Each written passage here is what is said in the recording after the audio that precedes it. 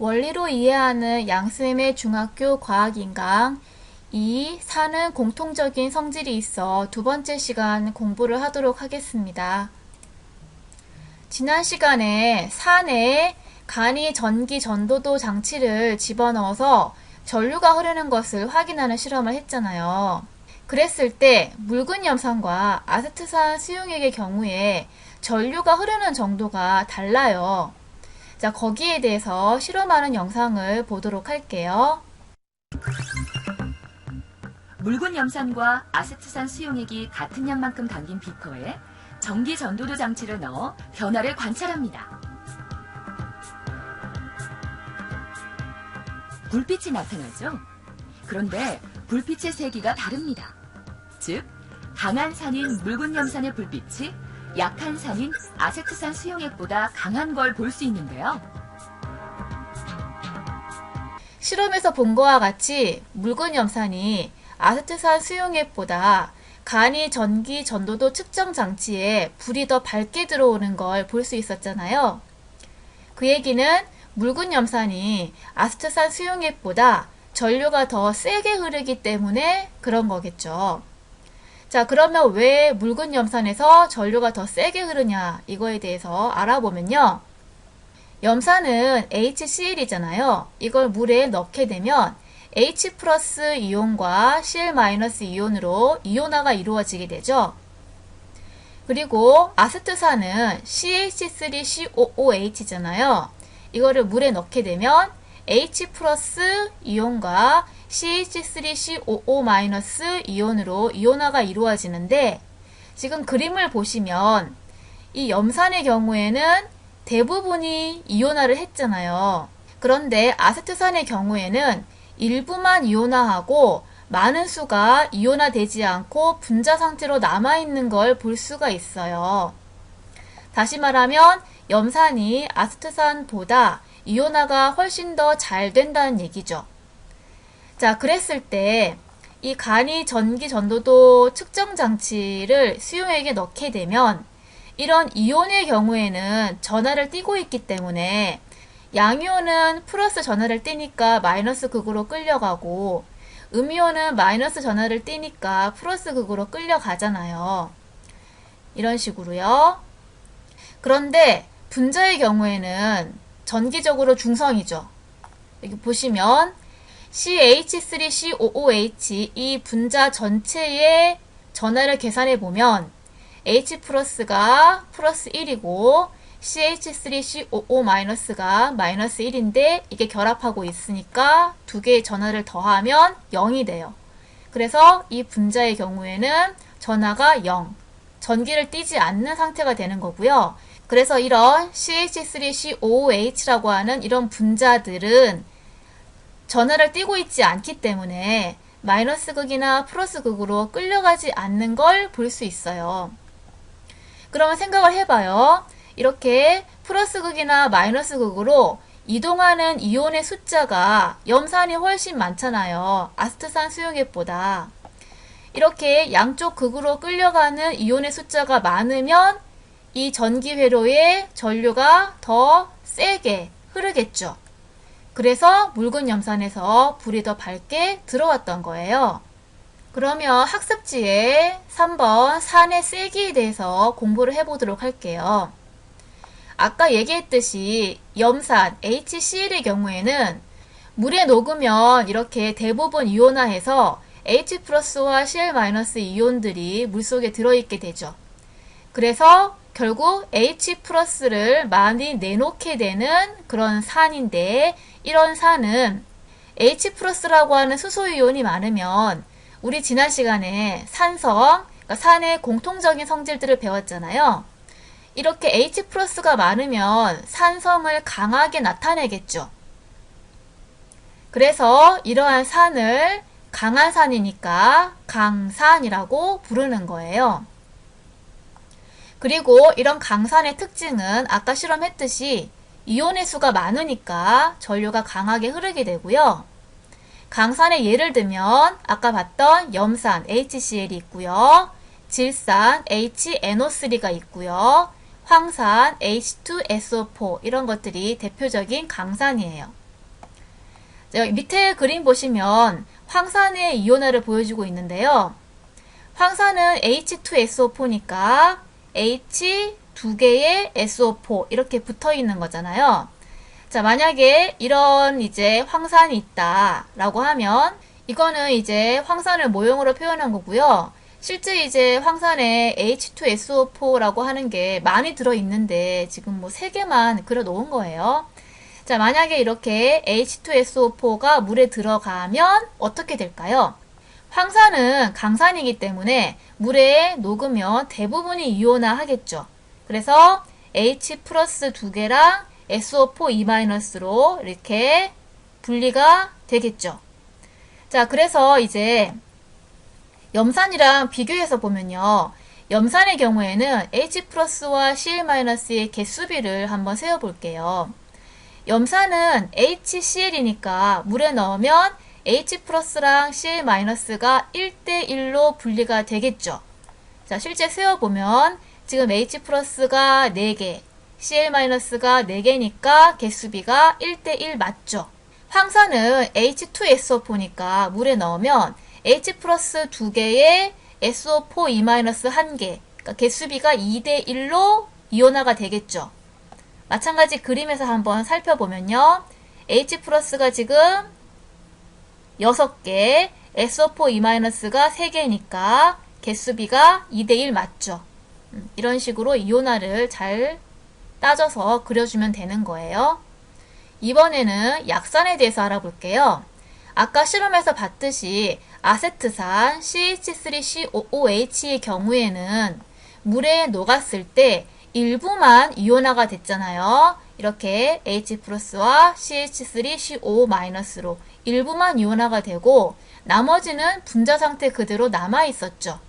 그래서 H 플러스를 적게 내놓는 산을 약산이라고 얘기하고요. 이런 경우에는 H 플러스가 적으니까 산성의 성질을 약하게 띠겠죠. 그래서 약한 산이다라고 해서 약산이라고 불러주는 거예요. 약산의 특징은 앞에서 봤듯이 이온수가 적으니까 전류가 약하게 흐르게 된다는 거고요. 약산의 예로는 아세트산과 탄산이 있어요. 탄산은 H2CO3죠. 탄산은 탄산음료에 들어있는 산이 바로 탄산이에요. 지금까지 산에 대해서 배웠는데요. 산은 화학공업에서 중요한 원료로 이용되고요. 또 우리 생활에서도 밀접하게 이용이 되고 있어요. 우리 생활에서 많이 이용되는 몇 가지 산의 특성과 용도를 알아보도록 할게요. 자, 그래서 첫 번째로 염산 HCl에 대해서 알아보게 되면요. 염산은 염화수소 기체를 물에 녹인 거예요. 그리고 얘는 코를 찌르는 자극적인 냄새가 나요. 진한 염산이라고 써 있는데 진하다라고 하는 것은 그 물에 녹아있는 염산의 농도가 크다는 걸 얘기하는 거죠. 이 진한 염산에다가 진한 암모니아수를 가까이 하게 되면 흰색 염화 암모늄이라고 하는 고체가 생성돼요. 화학 반응식을 보면요. HCl 염산 더하기 NH3 암모니아를 하게 되면 NH4Cl 이라고 하는 염화 암모늄이라고 하는 흰색 고체가 생성되게 되는 특징이 있어요. 염산의 용도는 의약품, PVC라고 들어봤을 거예요. 플라스틱에 여러 종류가 있는데 그 중에 이제 한 종류가 PVC고요. 그리고 이제 염료 등을 만드는데 염산이 이용된다고 해요. 두 번째로 황산 H2SO4에 대해서 알아볼게요. 진한 황산은 무색무치, 없을 무자죠. 색이 없고 냄새가 없는 액체이고요. 수분, 그러니까 물을 흡수하는 성질이 강해요. 진한 황산은 물 분자랑 이런 식으로 쉽게 결합을 하거든요.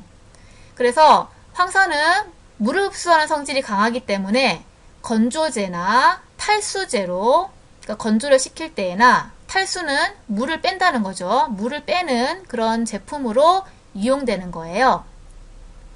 대표적인 예로 설탕에다가 진한 황산을 넣게 되면 탈수작용이 일어나게 되는데, 그러니까 탈수작용은 여기 있죠. 말 그대로 물을 빼는 작용인데 여기 보면 설탕의 화학식이 보이는데요.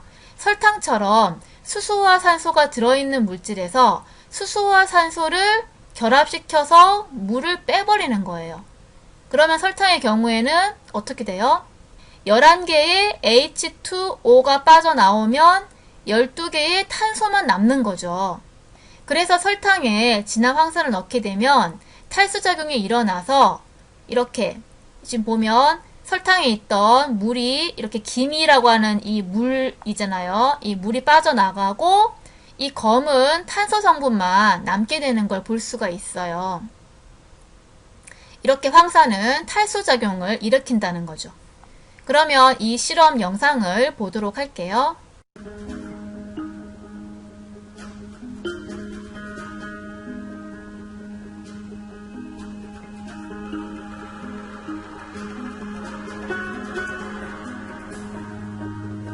그리고 묽은 황산을 만들 때가 있는데요. 묽다는 것은 물에 녹아있는 황산의 농도가 작다는 얘기잖아요. 이 묽은 황산을 만들 때에는 물에다가 진한 황산을 조금씩 넣어서 만들어야 한다는 거예요. 왜냐하면 진한 황산과 물을 섞을 때 많은 양의 열이 발생해서 상당히 위험해요. 그래서 물에다가 진한 황산을 조금씩 넣어서 이렇게 저어주는 거예요. 그러면 그때 발생하는 열의 양은 적을 거잖아요. 그렇게 안전하게 묽은 황산을 만들어야 한다는 거예요. 황산의 용도를 알아보면요. 황산은 비료 중에서 그 황이 들어있는 비료가 있는데 그거랑 의약품 또 플라스틱 등을 만드는 데 이용된다라고 해요. 이번에는 질산 HNO3에 대해서 알아볼게요. 질산은 무색, 그러니까 색이 없는 액체이고요. 역시 코를 찌르는 자극적인 냄새가 나요. 그리고 질산은 빛에 의해서 쉽게 분해가 되거든요. 그래서 이 NO3-가 빛을 받으면 NO2나 NO로 분해가 된대요. 그래서 이 질산을 보관할 때에는 갈색병에 넣어서 보관해요. 왜냐하면 이 갈색병은 빛을 차단시켜 주거든요.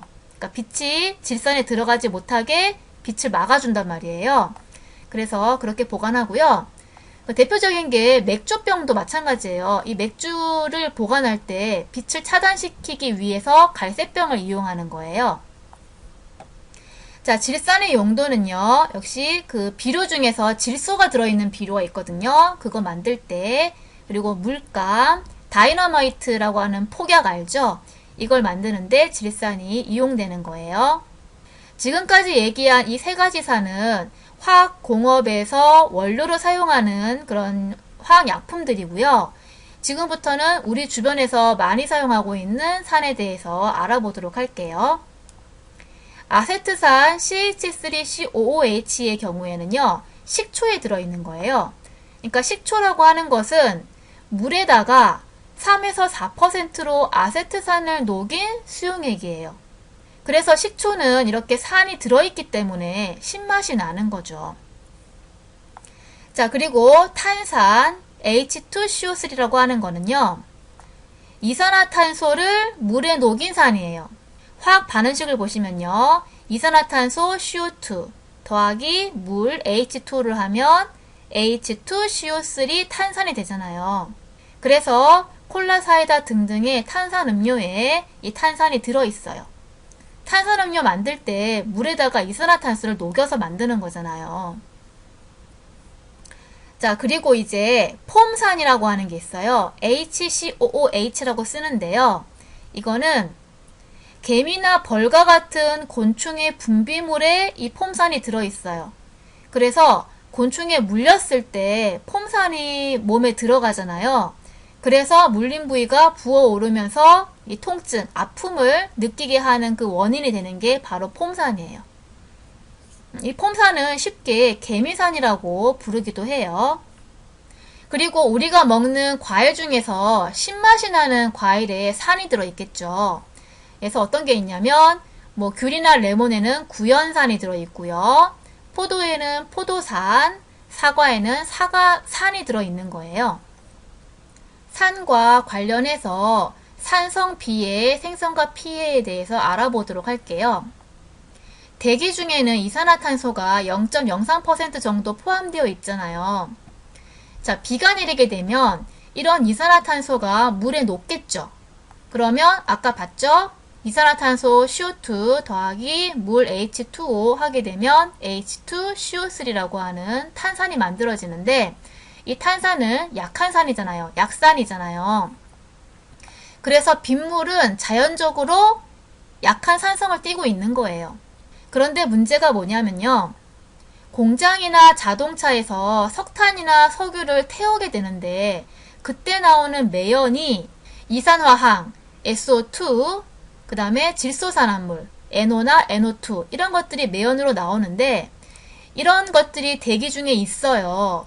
이때 빗물이 이러한 오염물질을 녹이게 되면 이 이산화황이 물에 녹으면 H2SO4 황산이 생기겠죠. 그리고 질소산화물이 물에 녹으면 HNO3 질산이 생기잖아요. 그런데 황산이나 질산은 다 강산이잖아요. 그래서 빗물의 산성이 이 자연적인 것보다 더 강해지게 돼요. 그래서 이렇게 보통의 빗물보다 강한 산성을 띠는 비가 내리게 되는데 이런 비를 산성비라고 얘기를 하는 거예요. 이 산성비가 내리면 어떤 문제가 생기냐면 토양이나 호수가 점점 산성화가 되겠죠. 이 산성화가 되어지면 생물이 살 수가 없어요. 생물이 죽고 그래서 생태계가 파괴되는 문제가 발생하게 되고요. 또한 우리 앞에서 다 배웠잖아요. 산은 금속을 녹이면서 수소기체를 발생시켰죠.